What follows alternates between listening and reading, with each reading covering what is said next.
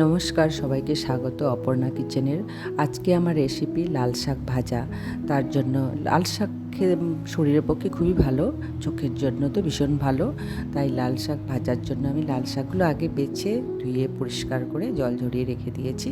লাল শাক ভাজার জন্য মশলা লাগবে 5 ফোড়ন, 2টো ছোটো এলাচ নিয়েছি, 2টো কোয়া রসুন কুচো নিয়েছি, লঙ্কা 2টো নিয়েছি কুচো করে, আর বাদাম নিয়েছি, হলুদ, লবণ।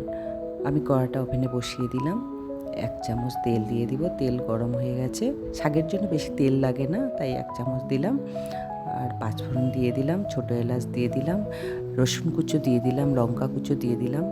বাদামগুলো যেহেতু আগে আমি ভেজে রাখিনি, তাই বাদামগুলো একটু হালকা করে ভেজে নেব। বাদামগুলো দিয়ে দিলাম। রসুনগুলো একটু লাল লাল হয়ে গেলে শাকগুলো দিয়ে দেব। তারপরে আমি হলুদ দিয়ে দিব আন্দাজ মতো, লবণ দিয়ে দিব আন্দাজ মতো। লবণ বেশি দিলে আবার শাক চুপসে যাবে, অল্প হয়ে যাবে, তাই অল্প করে দিতে হয়। লবণ দিয়ে দিলাম। এবার 2-3 মিনিটের জন্য আমি ঢেকে দেব। 2-3 মিনিট হয়ে গেছে, আমার শাকের জল শুকিয়ে গেছে, শাক সেদ্ধ হয়ে গেছে। এবার নেড়ে চেড়ে আমি একটু ভেজে শাকটাকে নামিয়ে নেব। ভাজা হয়ে গেছে আমার শাক ভাজা, নামিয়ে নেব। শাক ভাজা কমপ্লিট।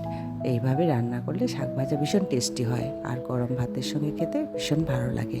আপনাদের যদি এই রেসিপিটা ভালো লাগে তাহলে লাইক, শেয়ার অ্যান্ড সাবস্ক্রাইব করবেন। আর প্লিজ আপনারা ভালো লাগলো কিনা কমেন্ট করবেন।